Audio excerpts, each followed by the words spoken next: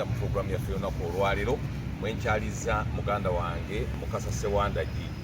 Ssewandagi ono asoma mateeka ali mu mwaka gwa kusatu. Kituufu. Era tumweyambisa nnyo mu bintu ebimu. Yuzi yatuwadde ebyafaayo eby'amefuga ga Buganda ne Uganda. Kaakati olwaleero tuzze kwogera ku nsonga z'ebyettaka. Minista Mayanja nze nganze omuntu mukwano gwange. Naye ate byatandise okwogera. Byawukana. Atandise bitandike. Byawukana n'ennono n'obuwangwa bwa Buganda. Kaakati newankubadde wasoma etteeka ly'ettaka. Ate tekikuggyako kubeera ng'omanye ebyaffe eby'ennono. Kati ate awo nenjawukana naye.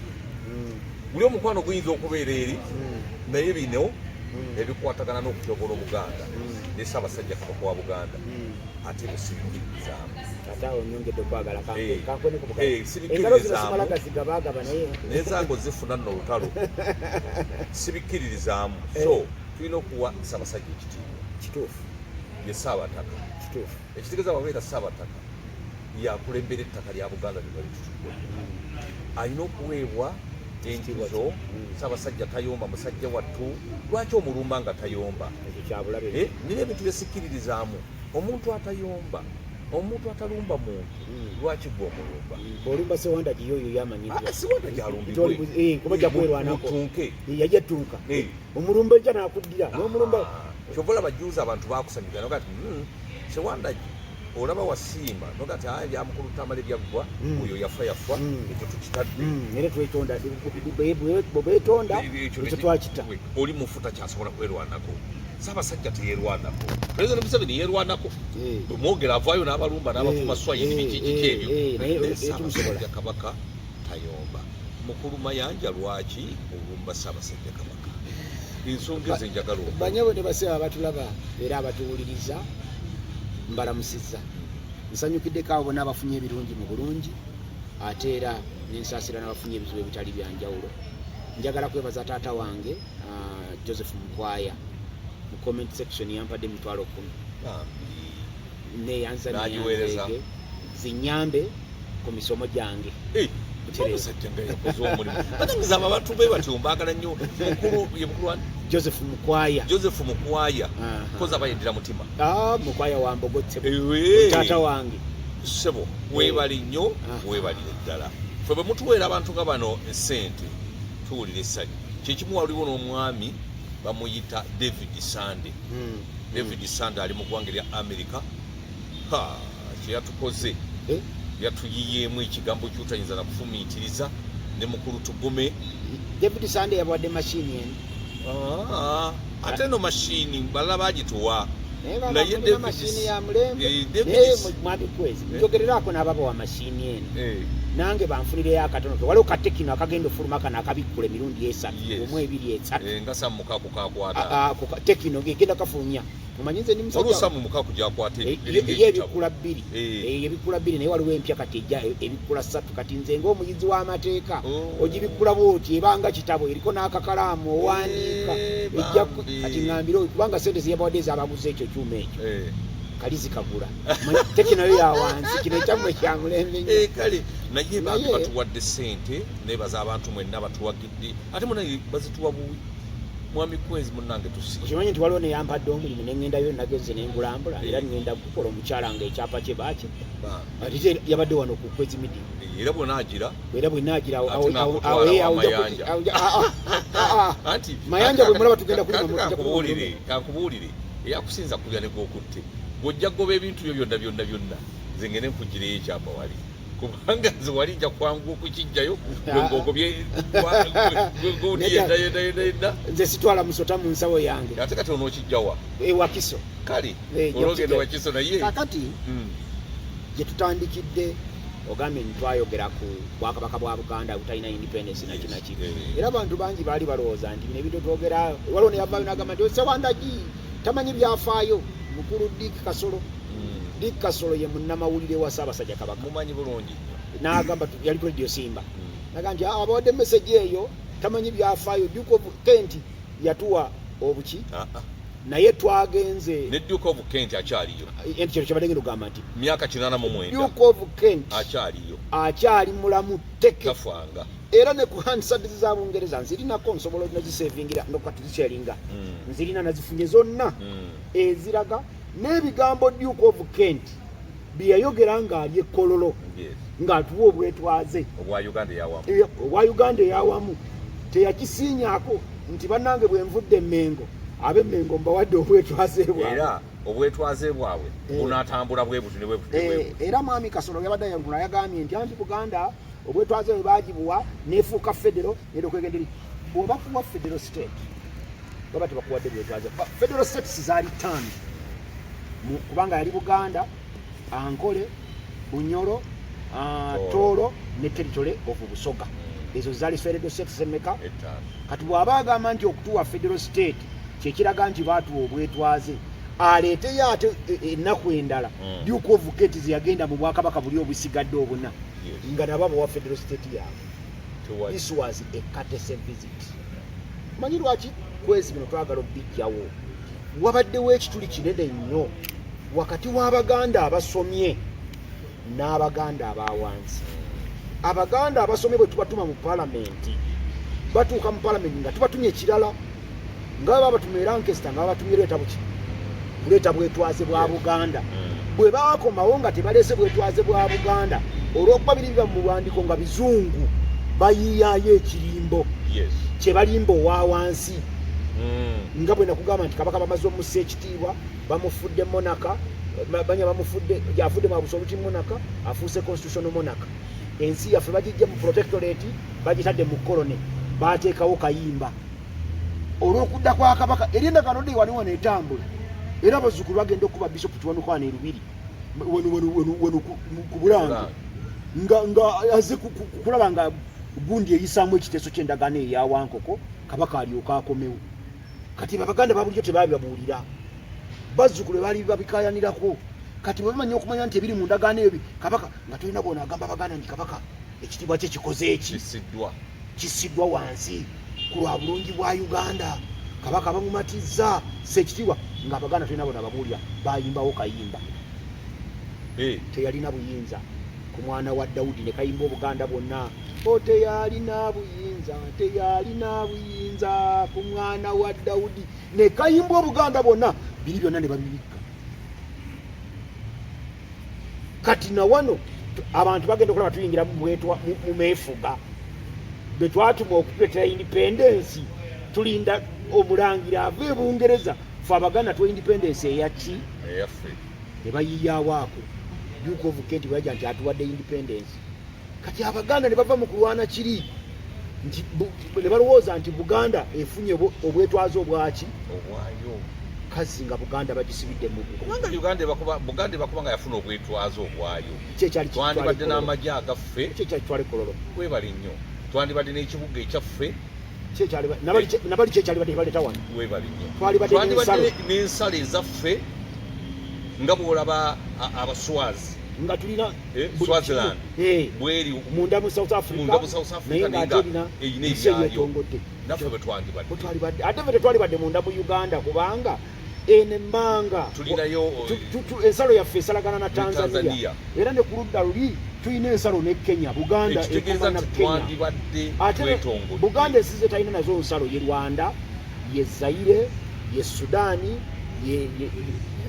naye zino ezeeno zonna Buganda ezirina Tanzania ne Kenya tulinawo ensalo tulina ennyanja yaffe so twandibadde nga tulinga tweteesetiisi kati nze obulimba obugumaza Abaganda Muteesa Dusa agenze Abaganda bali wano bemoberezinga n'emmundu zaabwe bagende bakube gavumenti y'Obote bagijjeko bano abaali bawagira Obote nga baagadde Obote akube Muteesa ne bagamba nti Abaganda tubalimbye eki nti amagye gaatuuse eddagali ku nsalo kati bano abali bemobilize okugenda okulwana nga nti ate oba Muteesa azze n'amagye kati galinde bwe ganaatuuka wano tunaageegattako abalwanyi ne badde waabwe ne beebaka bagenda okuddamu okuwulira agali ku nsalo nti ate Muteesa yafudde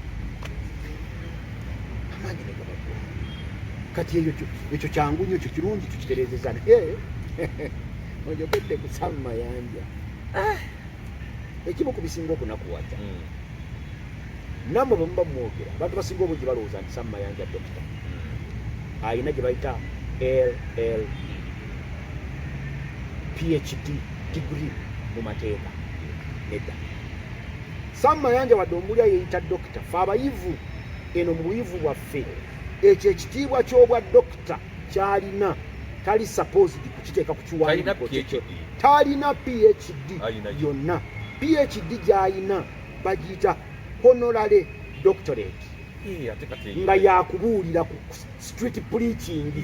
Bano abaana boolaba bakutte akazindalo ne bayibuli okitegedde abalina akazindalo abo omuzungu ng'ayitawo ow'essomero n'alaba omwana ng'abuulira ku situliti tekkirizibwa mu mateeka anti etteeka ligamba bwe bakuwa PhD eyo essomero eryagikuwa kati katugeze nga bagikuwadde Makerere honale PhD bw'oyingira ku Makerere ku university campus y'e Makerere ensalo za Makerere bwe ziyita olwo ng'olyoka oteekako PhD ng'ofuuka dokita badokita nnyo abalalabawafunalale ekyo kyakufusiriwaza bantu. Honorary degree oteekwa kugyeyita ng'oli ku kampasi eya university eyo eyagikuwa kubanga tebansome nti wasoma n'opresentinga sesizizo n'owaayo ebiwandiiko n'okola ki ne bakwexamininga emyaka ebiri ng'oli ku ssomero nedda. So gy'ayina doctorate ya Sam Mayanja yakubuulira njiri. Sinakubuulira njiri nti abasajja babuulira enjiri mu kkanisa naawe enjenjere zikunkumuka. Bano bola babeera ku street abatuleekaanira. Awuleka mussa nnyo kitiibwa. Mayanja yagibuulirira ya street preaching. Yagibuuliranga wa ku street. Sebo omusajja yabuulira enjiri mu Amerika n'akunakuna. Mayanja. Yes sebo. Ni Mayanja yasoma amateeka. N'akuguka mulandi mu mateeka nawo kati ffe kati ng'abayizi b'amateeka tutandise okubuuza ddala Sam Mayanja amateeka yagasoma. Omanyi bw'obeera ku university akola mu Kampala Associate Advocates gy'abeera naye ekibuuzo kyaffe kigamba Sam Mayanja yasoma amateeka bw'aba yagasoma e Makerere yatuula mu kiraasi olaba ennaku zino kati Makerere ng'etaddewo emiziziko mingi nnyo era muba muli mu kiraasi bwe muti nga mulaba ebyana balinywedde. Ekyo tukireke nze mbadde njagala twogere ku kyattaka n'ebigambo byayogera naye eby'obuyivu Mayanja muyivu kubanga yali tanaba kujja kuba minisita ng'agenda awoza emisango era n'egya Buganda yagiwozaako n'agireetera n'essente naye ekibuuzo kyaffe kigamba kubanga osobola okuyitawo abantu bakola bafuna abacuba. Ekyo tukireke twogere ku byattaka awo we tuli tusooka awo obuyigirize bwe bujjuvu. Mbuuza lwaki mbuuza ekyo. Bannamateeka bamanye ekintu eki atakkaanyiza na nsalawo ya mulamuzi ajulira mu kooti ekola kipeddamu. Omulamuzi bw'asala ky'otayagala nga tokyagadde ne bw'obanga gw'obadde yakiikirira kwezi mu musango ofukamira oweetako obuweesi bwo otogaba ni most obliged your worship n'onyiwa ekitiibwa n'omugamba nti naye simatidde. Bw'eba ku levo ya kooti esaba ng'okujulira okusaba ye n'omuwandiikira n'osaba n'ogira mu kooti ekola ki. Bannamateeka tukimanyi nti omulamuzi kyasaze tebakivunaana mulamuzi kwezi omulamuzi era kikiteesaako omulamuzi guno oguntu gwolaba guno oguwiiki. Omugenzi Tamale yangamba baguteekako mu Bungereza baalaba abasajja abakulu basalanga emisango ne bano baguteekako okweru mbuno balabike ng'abantu abakulu abaatudde awo taba kwezi oba Ssewandagi bw'amala okuteekako kino olwo aba mulamuzi olwo abatakiteekako era byonna byasala ne bw'aba atakitaddeeko abakoteza wansi naye bw'atuula mu ntebe ye aba afuuse mulamuzi. Bw'amala okusala ensala eba ya kooti si ye ng'omulamuzi. Naye mu katambi ako ketulaba era kwe njagala okwebaza chairman wa Lweza LC1 mu mukono omwami Sendi Joakim oyo guwalabye yagambye nti tetuyinza kubeera mu lukiiko luno oyo omusajja navoola Kabaka nga tulaba musituke ye ssentebe wa LC1 bwe njagala okumwebaliza. Ebigambo Sam Mayanja byabadde ayogera yasoose ku mulamuzi Kazibwe bwe yasoose okuvoola n'atyoboola n'amugugumbula eno mu fraternity yaffe omanyi abalamuzi nabo kati ennaku zino beekobana n'ababbi b'ettaka ne basala ebintu by'amanju bwe kwezi mu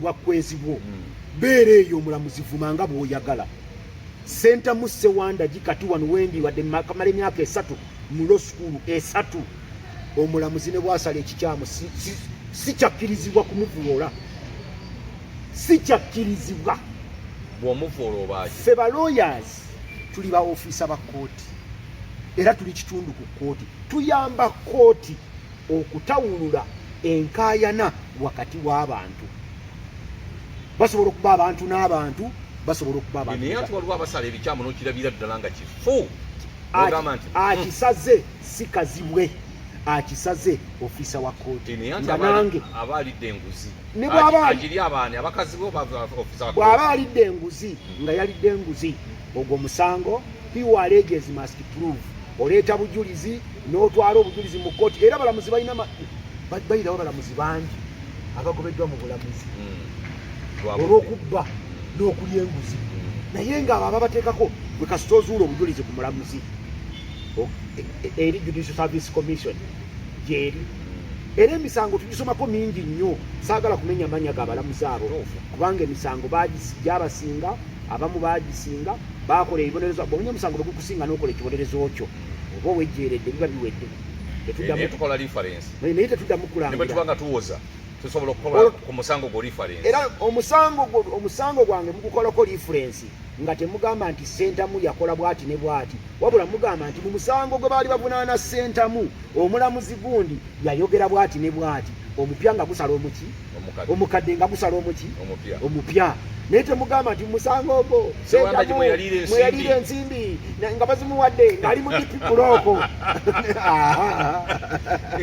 nedda mulifaalingako bwelifaalinzi kati ffe ba ofiisa ba kooti tuyamba kooti mu mbeera ezo omulamuzi kazibwe ng'asaze bubi omusango okusinziira ku Sam Mayanja nga munnamateeka yali badde amuwawaabira mu Judicial Service Commission omusango gw'otabaddeemu nga toli pate ogenda n'osaba gye bayita judicial review eri ne babiddamu eri era omulamuzi kazibwe bw'abanga yakola ensobi mu misango egyo Sam Mayanja bwe yabadde ayogerako omulamuzi kazibwe bamubonereza ne mu bulamuzi agobwa ne baddeyo n'obasanga nga kwezi omulamuzi kwezi nga yatudde wano ku simanyi nawe wali mulamuzi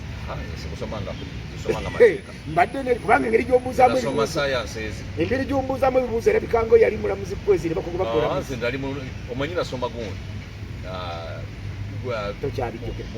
mu journalism tulina mu kituyita journalist investigative journalism netusoma ne communication law bakuyita mbega tusoma ne communication law ebyo amateeka tugasoma investigative journalism kakati eyo abalamuzi babobondereza Sam Mayanja ng'ofiisa wa kooti omulamuzi bw'afulumya court order ffe batugamba court order ne bwe ba yakisiru etya n'ogituulira nga yakisiru temenyebwawo bigambo kojange tamala emirundi yagamba nti okuwemula okungi tekugula kufulu ne bwewemula ebiwomula olwetwa fulufiga 10 ne bakuyambako okuwemula amanyi abantu bemanyi omukwemula bali babiri fulufiga ne mwanyinaze Sitera Nyanzi Sitera Nyanzi mwanyinaze abo bakakafu naye tamala emirundi yakugamba nti ne bwe bawemula ekufulu okwenkanawa tesobola kwegula kati court order ne bwe banfu etya nga bwalaba eno gundi gye yagamba Rebecca ayitwala Kadaga yayita stupid court order tekigijjaawo erina kugibwawo court order endala bw'abanga omulamuzi ono yagiwasizza odda ku kooti ekola ki n'osaba omulamuzi n'amenyawo ki court order eri ne bagimenyawo naye Sam Mayanja emirundi mingi tumulaba ng'abalamuzi balese court order n'azikwata bwati n'agikanyuka ekyo munnamateeka kyekyandeese kubira ebibuuzo byembuuza nti yasoma amateeka ebyo munnamateeka tabikola kuba munnamateeka amanyi batuwadde court order yes fine omanyi ffe mu mateeka amateeka kyekintu kyekiba okola nakisoma nga njagala nekyo sikisangako kusoma okwata bukwasi kalamu boodi buli kiwandiike kyonna kimenyebwawo kiwandiiko nga ekalamu etoloba gojuliza mu musango gundi omulamuzi gundi yagamba bwati mu musango guno omusamuzi gundi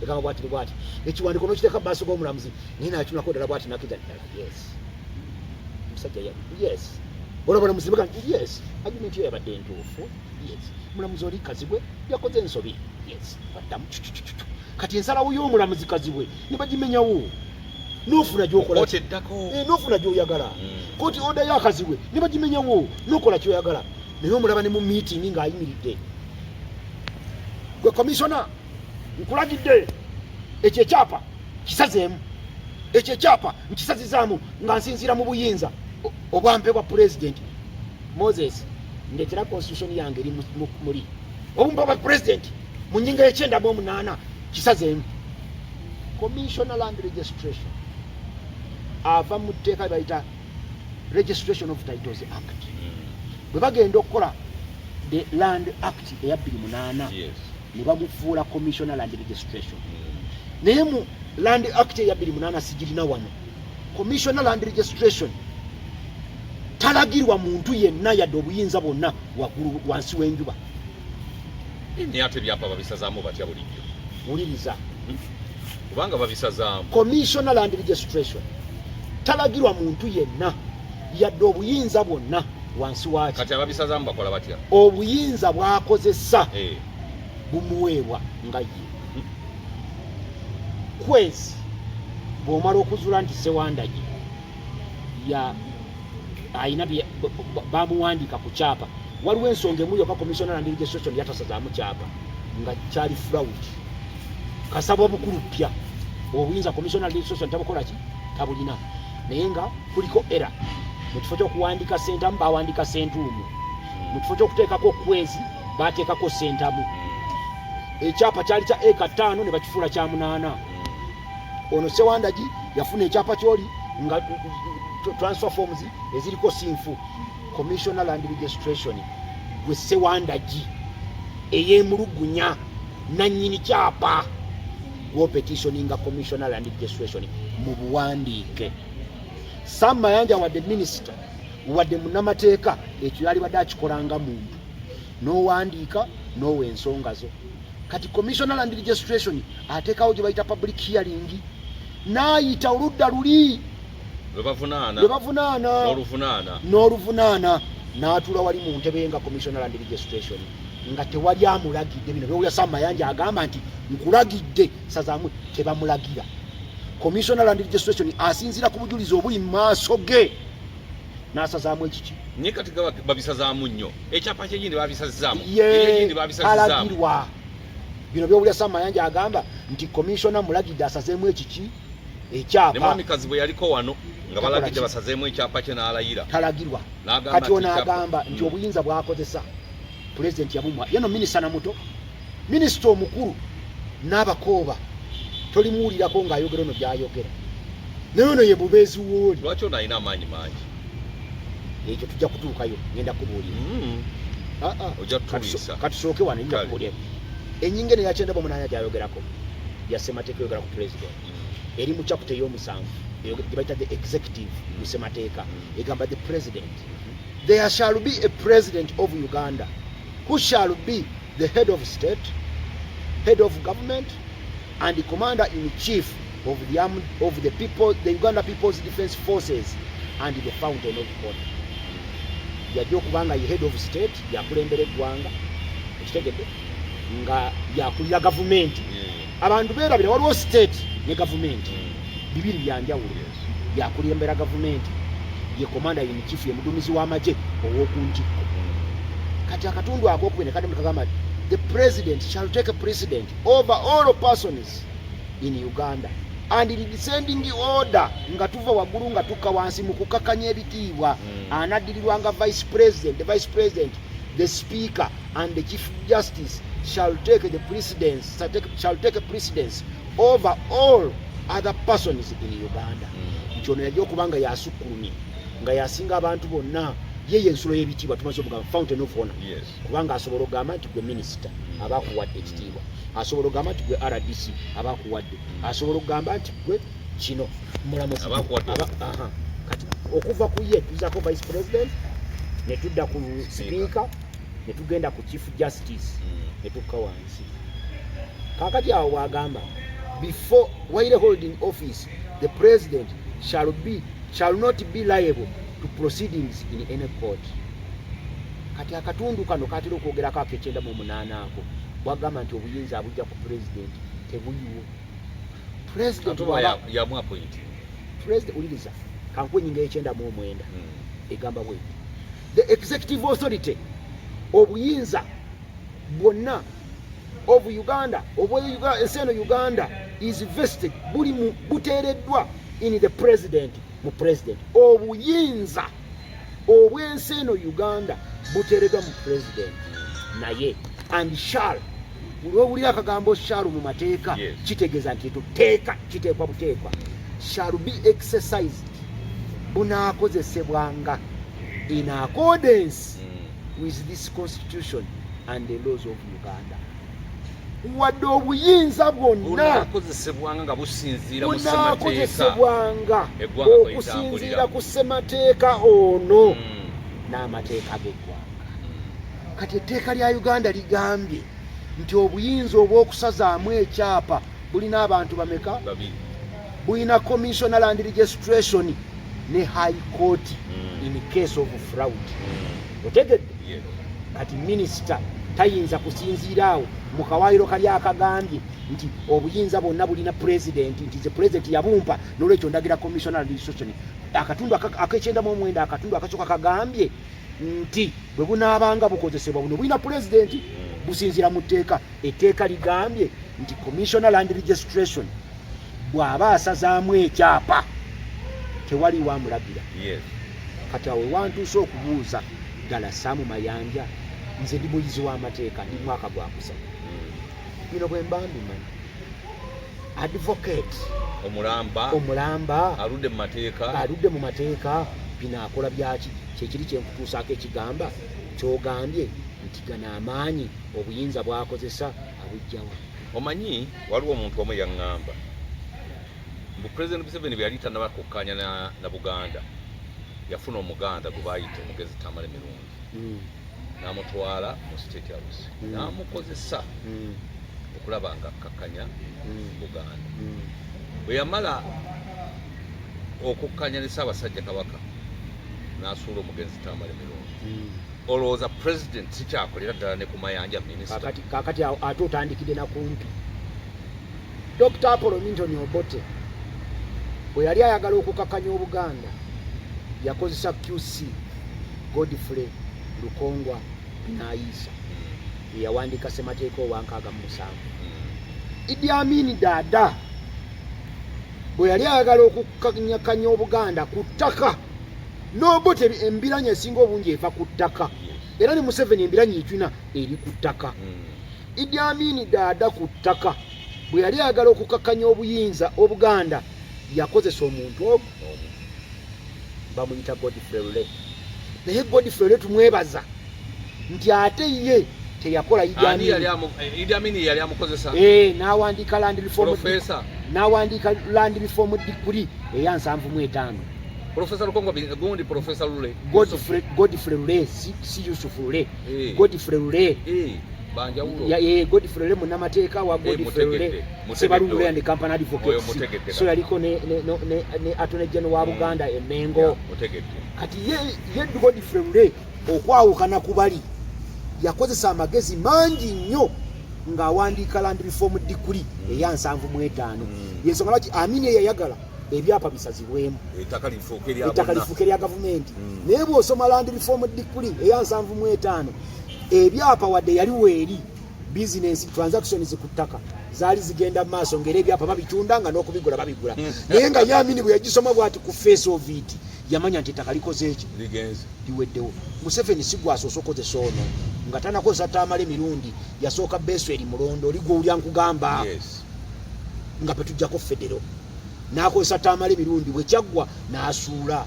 Kati bwe kiwedde n'alaba nga wakyaliwo embiranye endala ayagala okwongera okubaako bwakkakkanya n'aleeta Sam Mayanja. Era gano amaanyi amampaati n'effujjo Sam Mayanja byakozesa ffe ekituluma nga bannamateeka w'ensookera nti alikozesa ng'atyoboola temutudde wali atyoboola